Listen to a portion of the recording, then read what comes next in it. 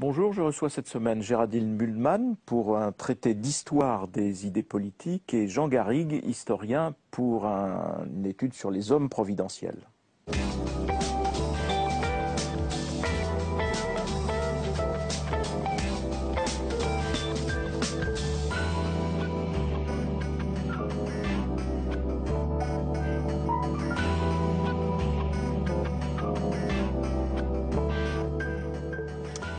Géraldine Mühlmann, bonjour. Bonjour. Merci d'être là. Merci. On vous connaît maintenant comme personnage de télévision, puisque vous animez une émission politique sur la 5. Oui, c'est politique. Et en revanche, on sait moins, peut-être, enfin sauf les étudiants, que vous êtes professeur, et principalement professeur. J'ai un poste plein, Voilà. complet. À l'université Paris 2. Paris 2, Panthéon-Assas. Absolument.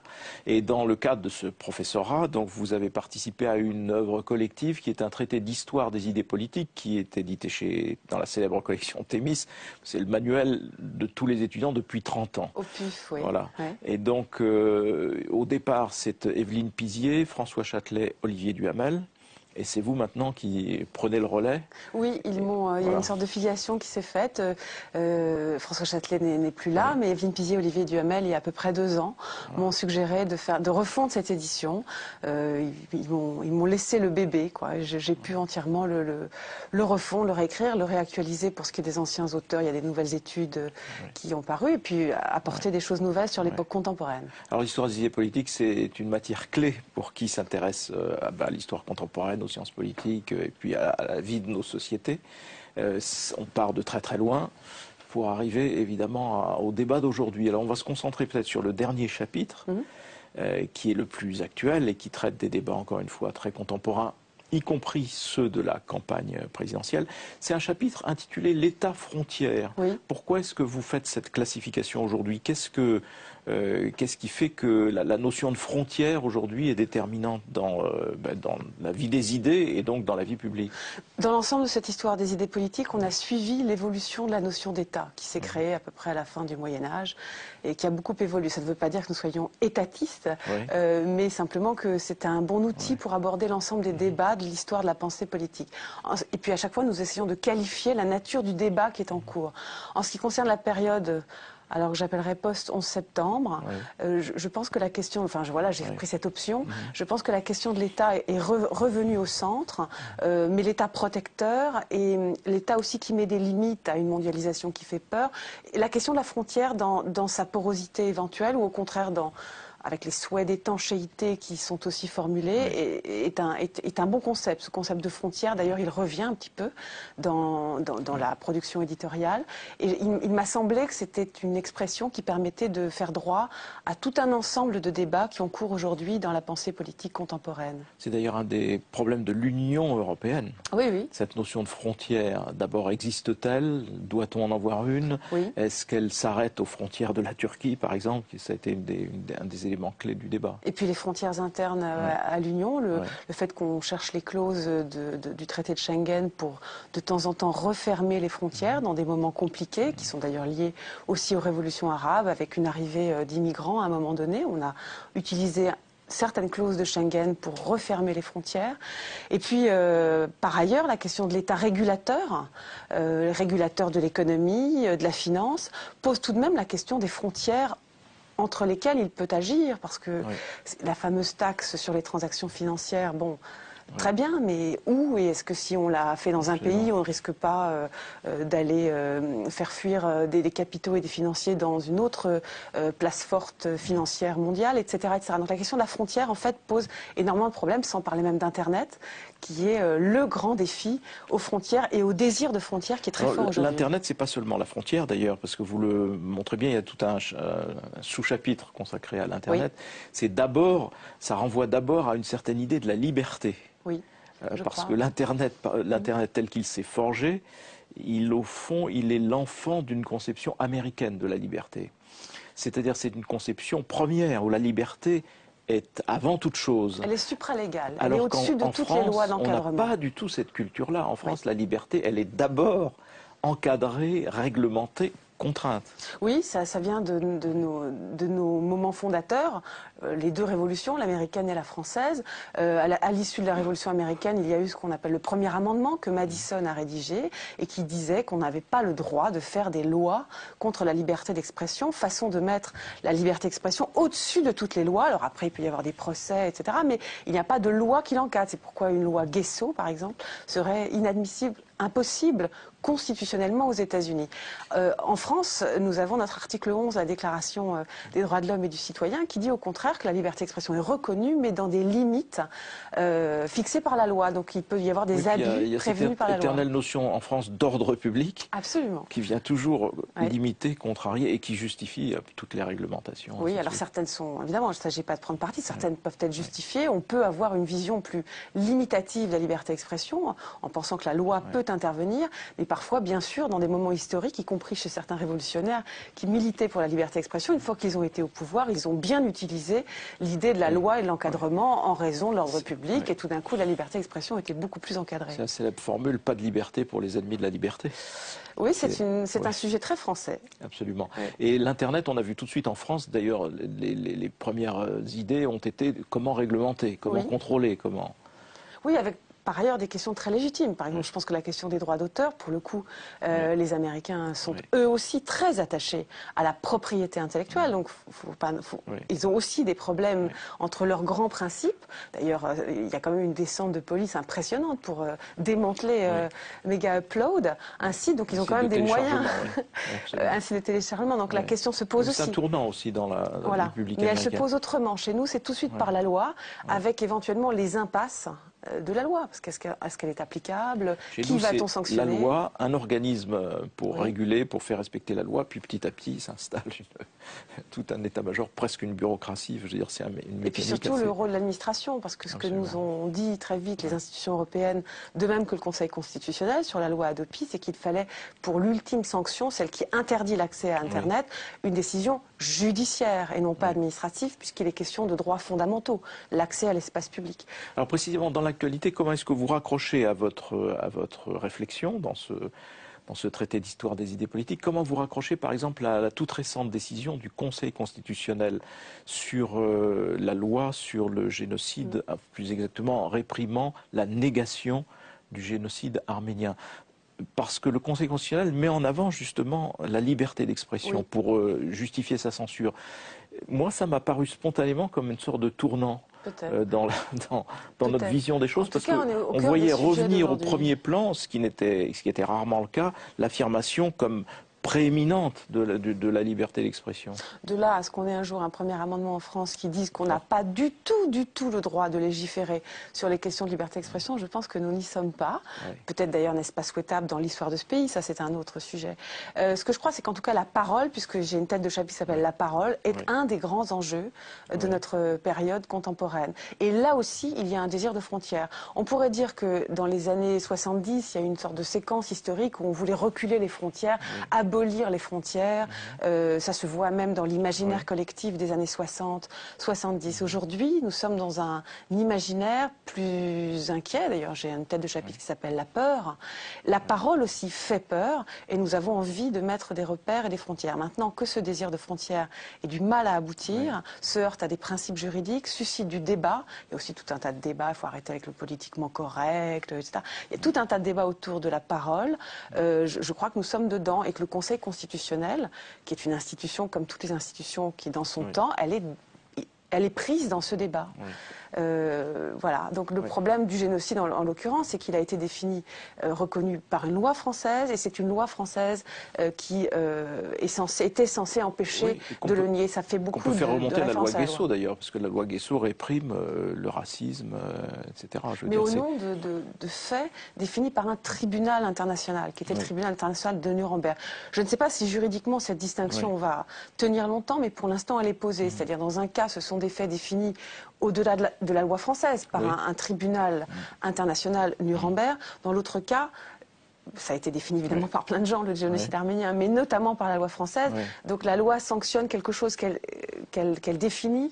Je crois que le Conseil, sur ce point, a trouvé que ça faisait beaucoup de référence à la loi française. Vous passez en revue tous les débats, notamment vous remontez aussi à l'élaboration de la nouvelle doctrine social-démocrate, à travers d'ailleurs, qui passe d'ailleurs davantage par la notion d'équité plutôt que celle d'égalité, etc. Et puis les débats d'aujourd'hui dont on vient de parler. Comment, avec cette grille de lecture, comment est-ce que vous reconstituez la campagne électorale française actuelle? Comment vous dessineriez les lignes de partage en termes comme ça de bataille d'idées? Je ne suis pas sûre qu'il y ait énormément, pardon, je vais peut-être être un peu brutale, de créativité et d'inventivité par rapport au débat en fait, des 20 dernières années. Je dis aussi quelque part que depuis 2008, nous traversons une crise financière pas tout à fait sans précédent, mais tout de même extrêmement neuve, notamment l'autre référence c'est 1929. Qu'en 1929, l'interventionnisme étatique a mis du temps à se théoriser. Keynes a produit la théorie générale où il justifie finalement une intervention économique de l'État, et en particulier la politique du New Deal de Roosevelt aux États-Unis, en 1936. Donc il a quand même fallu quelques années après 1929.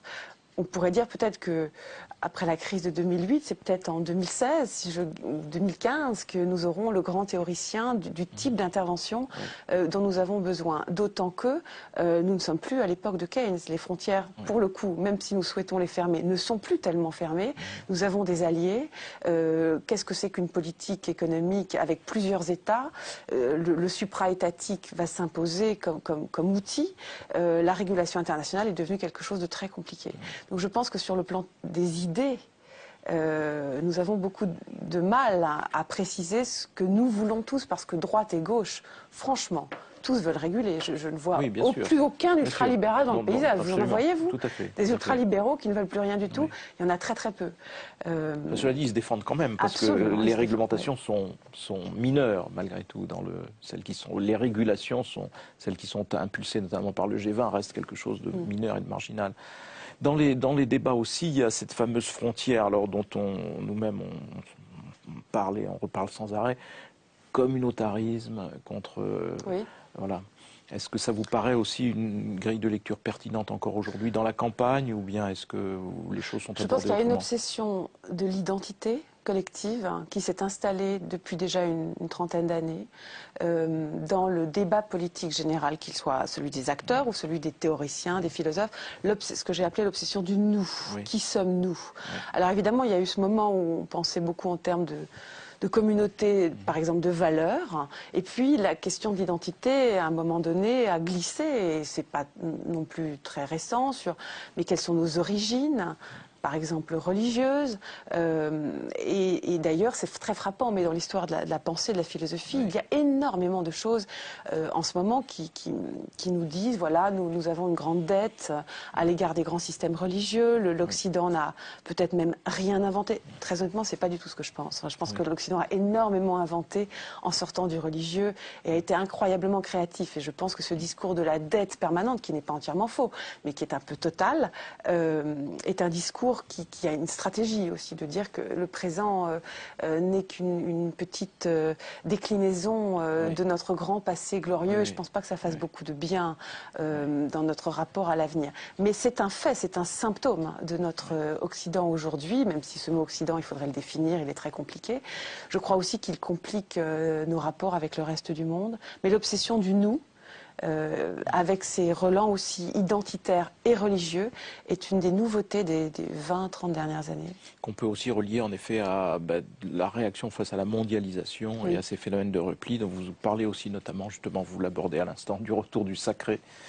À charge pour nous, évidemment, de le remettre le sacré est devenu, dans cette longue filiation. Employé d'ailleurs parfois à tort et à travers. Le sacré dans l'histoire, ça désigne des choses très précises.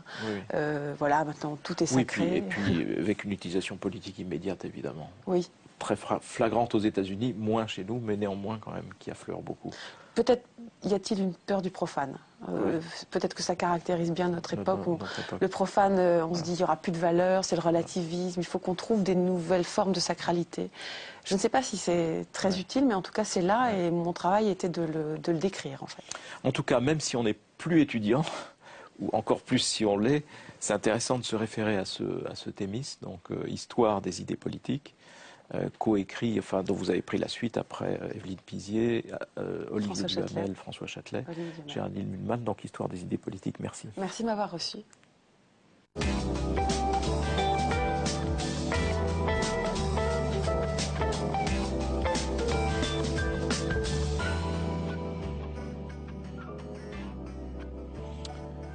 Jean Garrigue, bonjour. Bonjour. Merci d'être avec nous. Vous êtes professeur d'histoire. Professeur d'histoire et vous enseignez à l'université d'Orléans. Oui. Et vous venez d'écrire Les Hommes providentiels, c'est édité au Seuil. Alors Les Hommes providentiels, ça nous intéresse à double titre. D'abord parce que c'est un livre d'histoire et que ça nous permet de revisiter notre histoire sous ce prisme-là, de la quête permanente chez nous de l'homme providentiel, mais aussi ça nous amène directement à aujourd'hui et à la campagne présidentielle, puisque dans votre livre, dans votre introduction, vous partez même de l'élection de Nicolas Sarkozy. Alors on va évidemment faire des incursions dans cette campagne, mais d'abord je voudrais vous demander ce que signifie pour nous, Français, justement cette quête permanente, cette recherche permanente de l'homme providentiel. Est-ce que c'est la permanence chez nous du modèle monarchique dont nous n'arrivons pas à sortir, et dont nous ne voulons peut-être pas sortir ou est-ce que c'est le fait que notre histoire a été aussi jalonnée de tant de... Il y a eu des victoires, il y a eu des pages glorieuses, mais il y a aussi beaucoup de défaites, beaucoup d'effondrements, de crises. Quel est le bon critère? Il y a un peu de tout ça. Et d'ailleurs, le sous-titre du bouquin, c'est l'histoire d'une fascination française. C'est ça véritablement qui m'a interpellé, qui m'a fait aller vers ce sujet, parce que j'avais aussi déjà, il y a quelques années, travaillé sur un de ces hommes providentiels, un de ces archétypes, qui était le général Boulanger dans les débuts de la Troisième République. Donc l'explication, elle est assez complexe. Finalement, je ne suis pas sûr encore aujourd'hui d'avoir là le nœud de cette explication. Il y a évidemment cette vieille nostalgie de l'Ancien Régime qui explique à quel point nous sommes soucieux d'avoir toujours un pouvoir paternel, protecteur, un pouvoir fort qui évoque incontestablement celui du monarque de droit divin. Ce n'est pas un hasard si on parle aujourd'hui de monarchie républicaine. Il y a cette dimension religieuse aussi du politique qui est très importante. Le sacré, la mystique, c'est des choses qui sont importantes dans l'histoire politique française. Et puis, il y a aussi cette incapacité, cette difficulté, en tout cas, bien souvent, à résoudre de façon pacifique, de façon collective, les tensions, les enjeux qui se posent à la société française. Ça peut s'expliquer en période de guerre, évidemment, puisque là, il y a un désarroi total. C'est la débâcle, c'est le reflux, c'est la difficulté à trouver des interlocuteurs, même pour discuter, pour penser la politique. Mais il y a des périodes où sont apparus des hommes providentiels, alors qu'au fond, la France n'était pas dans une situation catastrophique. Et pourtant, à chaque fois, je pense à la crise des années 20, crise économique, où on fait appel à Raymond Poincaré, aux années 50, on appelle Pinet, voire même Mendès France, au moment de la crise indo-chinoise. Eh bien, à chaque moment, on a besoin comme ça d'un homme pour dénouer nos problèmes. Ce qui est frappant d'ailleurs, c'est ça, c'est que la droite, on pourrait se dire, bon, la quête de l'homme providentiel, c'est plutôt une filiation de droite, c'est au fond l'héritage bonapartiste aujourd'hui, le premier Bonaparte, le deuxième. En fait, non, la gauche aussi est en quête de ces hommes providentiels, cherche ces hommes providentiels, les a d'ailleurs, de Gambetta à Mendès France, en effet. Oui. Et d'ailleurs, au fond, le propre de l'homme providentiel, justement, c'est de rassembler, de faire cette fusion de plusieurs sensibilités, de plusieurs traditions politiques autour de cette mythologie, autour de cette émotion collective. C'est ça qui est très intéressant. Alors c'est vrai que historiquement, on part d'une tradition qui est refusée par la gauche. La gauche a toujours rejeté cette idée d'un homme seul qui allait résoudre les problèmes. Pourquoi? Parce que ça se référait à Napoléon Ier et plus encore à Napoléon III, à la légende noire de Napoléon III. Mais en même temps... Ensuite, il y a la naissance de tous ces grands mouvements qui sont censés exprimer les masses en mouvement. Oui, voilà, c'est ça. Des histoires de mouvements collectifs. Exactement. Qui va dégénérer évidemment en stalinisme et autres. Mais voilà, on est a priori dans le collectif, dans la mise en mouvement des masses qui s'opposent comme ça au recours un peu émotionnel à une personnalité. Mais en même temps, de facto, on voit très bien que des hommes de gauche, et ô combien de gauche, comme Léon Gambetta dans les années 1870, au début de la Troisième République, finalement endossent ces habits de l'homme providentiel, tout en les refusant d'ailleurs, parce qu'il y a une très grande ambiguïté. Ils refusent, et très sincèrement, très honnêtement, si on peut parler de sincérité en politique, mais enfin, de façon très claire, d'endosser comme ça cette figure césariste ou cette figure bonapartiste. Mais au fond, implicitement, et même très souvent de façon très claire, ils sont des hommes providentiels. Et alors, le paradoxe, à mon avis, le plus marquant, c'est celui de Mendès France. Oui. Puisque Mendès France, tout au long de sa carrière, avant et après le moment où il est à la présidence du Conseil, en 1954, est quelqu'un qui a toujours refusé justement cette personnalisation du pouvoir, ou plus ou moins, ou plus exactement, oui, cette concentration du pouvoir. Parce que la personnalisation, il ne la refuse pas quand il arrive à la présidence du Conseil. Mais il refusera toujours la cinquième, toujours les institutions de la cinquième, parce qu'il les trouvait justement césaristes. Parce qu'il les trouve césaristes, et le paradoxe étant qu'au fond, si on regarde bien, c'est ce que j'ai essayé de faire, le discours de Mendès France, le discours de ses admirateurs, de ses turiféraires, le discours aussi de des Français moyens qui lui écrivent, on voit très bien qu'il y a là une dimension totalement messianique, quelque chose qui échappe totalement à la tradition de la gauche, à la tradition de la mise en mouvement des masses, à la tradition parlementaire. Il y a une personnalisation autour de Mendès France qui est très frappante, très étonnante. Là, il me semble que, si on adopte votre grille de lecture, il me semble qu'on est un petit peu dans le retour d'un schéma classique, dans la campagne actuelle de maintenant, avec d'un côté Sarkozy qui pose c'est la figure du sauveur qu'il cherche et François Hollande, c'est plus une figure de médiateur. Donc on est plus dans ce... Oui. Alors... Là, il faut reprendre ce qui s'est passé en 2007. Oui. C'est ce qui m'a frappé, et c'est d'ailleurs, ça a été un peu l'idée originale de ce livre, c'est de voir à quel point, pendant cette campagne, ressurgissait cette mythologie. Celle de 2007. Celle de 2007. Fait, oui. Alors, sur des fondements qui étaient plus ou moins valables, opératoires, mais en tout cas, il y avait là quelque chose, un parfum de mythologie de l'homme providentiel, avec, au fond, trois figures, Ségolène Royal, Jeanne d'Arc, et là, le parallèle, la similitude était clairement revendiquée. Le discours gaulien de François Bayrou, là aussi, à travers les mots, le vocabulaire, c'était très marquant. Et puis, Nicolas Sarkozy, qui apparaissait comme une sorte de Bonaparte, premier consul, là, très ardent, et qui allait opérer une rupture avec tout ce qui était négatif dans le passé. Alors qu'aujourd'hui, évidemment, Nicolas Sarkozy se retrouve dans la posture plutôt d'une sorte de père protecteur en période de crise.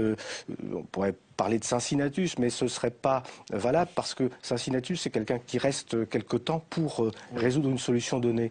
Donc c'est plutôt voilà le sage, un petit peu dans la position de François Mitterrand en 88 ou de Jacques Chirac en 2002.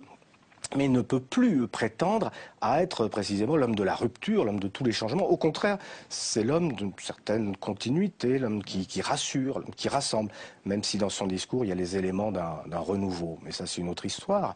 Et puis, alors, il y a du côté de François Hollande le refus précisément de cette tradition césarienne. On voit très bien que dans ce discours de la normalité qui est le sien, il y a l'héritage de la gauche, l'héritage revendiqué.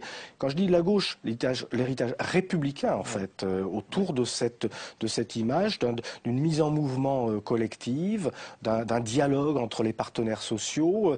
Vraiment, on est aux antipodes, finalement, de l'image de l'homme providentiel.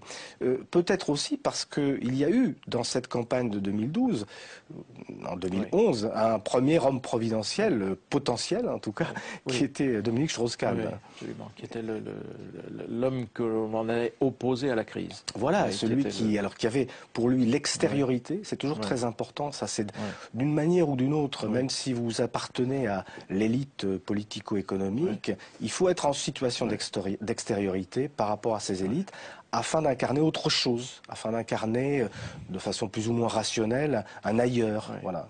Le grand paradoxe, d'ailleurs, c'est qu'on peut même appliquer cela au Parti socialiste, qui est allé chercher à l'extérieur son homme providentiel en la personne de François Mitterrand. Tout à fait. Pour pouvoir enfin gagner, l'emporter et se saisir d'institutions qui sont faites précisément pour, dont le costume est celui de quelqu'un qui prétend à ce poste d'homme providentiel. De ce point de vue-là, la grande figure, ça reste quand même De Gaulle. Dans notre histoire. Oui. Je dirais la quintessence de l'homme providentiel, c'est De Gaulle, parce que il part de rien. Il part de quasiment rien, c'est-à-dire de l'appel du 18 juin 1940, et à partir de là, toute la mythologie se met en route, très très tôt d'ailleurs, on le voit très bien en étudiant là encore les courriers qui lui parviennent déjà pendant la guerre. On voit très bien à quel point il y a une mythologie de l'extériorité, de l'étrange, de l'étrangeté, et quelque chose presque d'impalpable qu'on ne retrouve qu'à travers sa voix. Enfin, il y a énormément d'éléments comme ça d'une mystique qui se met en place. Et ce qui est très intéressant avec De Gaulle, c'est qu'au fond, il est doublement sauveur. Il l'est en 1944 et puis il est à nouveau en 1958. Avec des institutions qui perdurent d'ailleurs, qui sont legs le plus...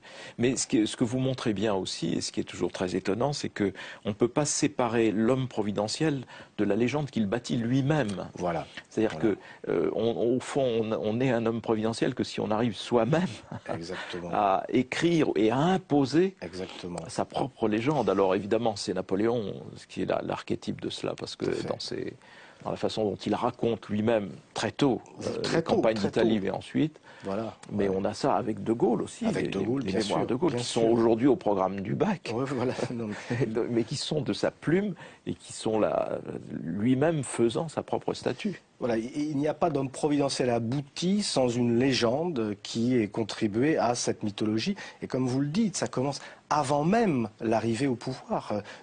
Napoléon Bonaparte commence en 1797, 2 ans avant le coup d'État de 18 Brumaire, au fond à construire cette image de l'homme providentiel. C'est une fabrication, l'homme providentiel. Pas toujours. Et d'ailleurs, pour que ça réussisse, en général, il faut que la fabrication soit réussie.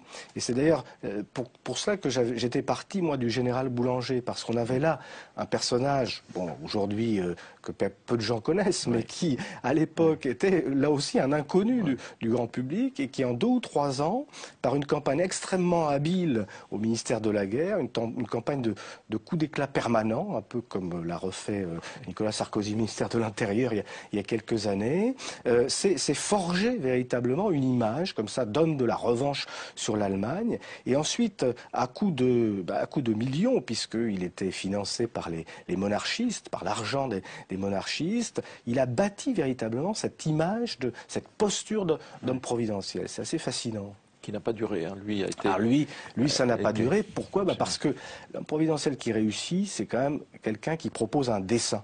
C'est quelqu'un qui propose une direction et quelque chose de très clair, en tout cas de quelque chose de vaste, quelque chose d'enthousiasmant pour un peuple. Et c'est pour ça que Napoléon d'un côté, De Gaulle de l'autre, ont réussi quand même ce pari de l'homme providentiel.